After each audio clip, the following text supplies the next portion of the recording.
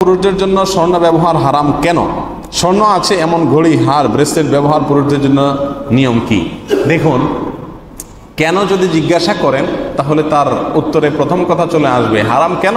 কারণ আল্লাহ নিষেধ করেছেন। আল্লাহ এবং তার রাসূল কি করেছেন? নিষেধ করেছেন, সেই জন্য হারাম। এর চাইতে যদি বেশি কেন জানতে চান যে আল্লাহ এবং তার রাসূল কেন নিষেধ করছেন, তাহলে তো আল্লাহর উপরে আপনি আল্লাহগিরি করা হয়ে গেল, ঠিক না বেঠিক? আপনার বস আপনাকে একটা নির্দেশ করলো যে তুমি আজকে এই কাজটা করো। আপনি যদি জিজ্ঞাসা করেন কেন স্যার, তাহলে আপনার চাকরি থাকবে? বলবে না এটা তো মাথা দিশা পৃষ্ঠা বাসে হয়তো বা। বেটা আমার অফিসে চাকরি করে, আমি বলছি করতে করবে, শেষ, তার কাজ হলো আমার কথা মানা। এখন সে বলতেছে কেন করতে হবে? এই বসের উপরে বসগিরি করা এটা যদি গ্রহণযোগ্য না হয়, মূর্খতা হয়, তাহলে আল্লাহর উপরে আল্লাহগিরি করা সেটা তো কোনোভাবেই গ্রহণযোগ্য হতে পারে না। বিধায় যদি বলেন যে আল্লাহ পুরুষদের জন্য স্বর্ণ পরা কেন নিষেধ করেছেন, আল্লাহ কেন নিষেধ করছেন, আল্লাহর কেন আপনি বুঝতে চাচ্ছেন? जो समझ में आ गई वो फिर अल्लाह क्या कैसे हुआ। যদি আল্লাহ আপনাকে সব কেন কিন্তু জবাব দেওয়া লাগে, তাহলে তিনি আর আল্লাহ হলেন কেমনে? আপনি আর তার গোলাম হলেন কেমনে? এটা হলো প্রথম কথা।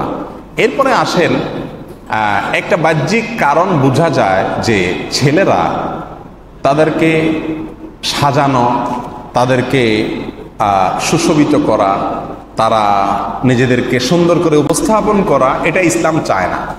ছেলেরা স্বাভাবিকভাবে যতটুকু সাজা দরকার ততটুকু সাজবে। মেয়েদের কিছু স্পেশালিটি থাকবে যেগুলো দেখে চেনা যাবে এরা মেয়ে। মেয়ে মানুষেরা সাজগোজ করবে, তারা সৌন্দর্য বর্ধন করবে, পুরুষরা সেটা করবে না। এটা কার নির্দেশ? ইসলামী নির্দেশনা। আল্লাহ এভাবে চান।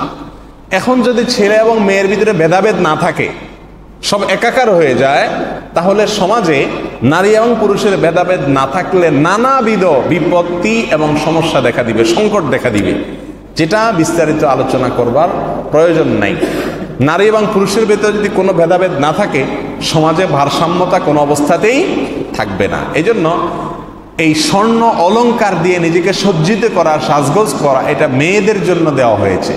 ছেলেরা যদি করে তাহলে সে মেয়েদের সাথে সাদৃশ্য গ্রহণ করলো। আর ছেলেরা মেয়েদের ভূষা ধারণ করা আর মেয়েরা ছেলেদের বেশভূষা ধারণ করা ইসলামে কি নেই? জায়েজ নাই। স্বাতন্ত্র রাখতে বলা হয়েছে ছেলেরা এবং মেয়েরা। নাস্তিকেরা এবং আল্লাহদ্রোহীরা চায় ছেলে এবং মেয়েদের কোনো পার্থক্য যেন না থাকে, সব যেন একাকার হয়ে যায়। ছেলেরাও প্যান্ট পরবে, মেয়েরাও প্যান্ট পরবে, ছেলেরাও শার্ট পরবে, মেয়েরাও শার্ট পরবে, ছেলেরা ওড়না পরবে না, মেয়েরাও ওড়না পরবে না। যেহেতু নাস্তিকরা বহু চেষ্টা করছে মেয়েদের গা থেকে ওড়না সরানোর জন্য, বাংলাদেশের কথা বলতেছে, দেখে যে না, মেয়েরা ওড়না যদি ভালো করে নাও পরে অন্তত একটা পেছায় পুছায় রাখে, কোনোভাবে মেয়েদের থেকে ওড়না সরানো যায় না।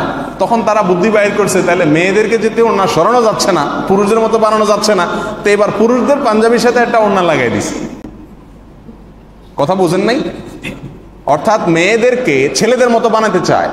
ছেলেদের ওড়না নাই, শুধু জামা পরে। মেয়েরা কেন ওড়না পরে বুক ঢাকবে? দরকার নেই। তাদেরকেও পুরুষদের মতো বানাতে চায়, তো পারে না। যখন পারে না, এবার তারা নতুন আইডিয়া আবিষ্কার করছে। তাহলে এবার বাজারে দেখেন যত পাঞ্জাবি বাইরে হয়েছে, এখন এই পাঞ্জাবির সাথে একটা করে ছেলেদের পাঞ্জাবিতে কি পাওয়া যায়? ওড়না পাওয়া যায়। যে মেয়েদেরকে যদি ছেলেদের মতো বানাইতে না পারি, তাহলে ছেলেদেরকে মেয়েদের মতো বানায় ছাড়বো। কথা কি বুঝতে পারছেন?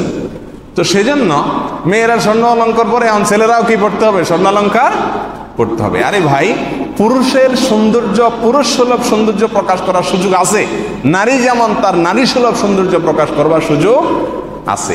প্রত্যেকে যার যার জায়গায় স্বাতন্ত্র্য বজায় রেখেই চলবে, এটা ইসলাম চায়। যদি এই স্বাতন্ত্র্যকে তুলে দিতে চায়, বাপ আর ছেলে পার্থক্য করতে চায় না, নারী আর পুরুষ পার্থক্য চায় না, এটা হলো অপ্রাকৃতিক চাহিদা, অবাস্তব চাহিদা। আল্লাহ সুবহানাহু ওয়া তাআলা নারী এবং পুরুষকে কি একরকম করে সৃষ্টি করেছেন? দৈহিকভাবে এবং সার্বিকভাবে নারী আর পুরুষ কি এক? পুরুষ যেখানে সেখানে দাঁড়ায় পেশা শুরু করতে পারবে, নারী পারবে?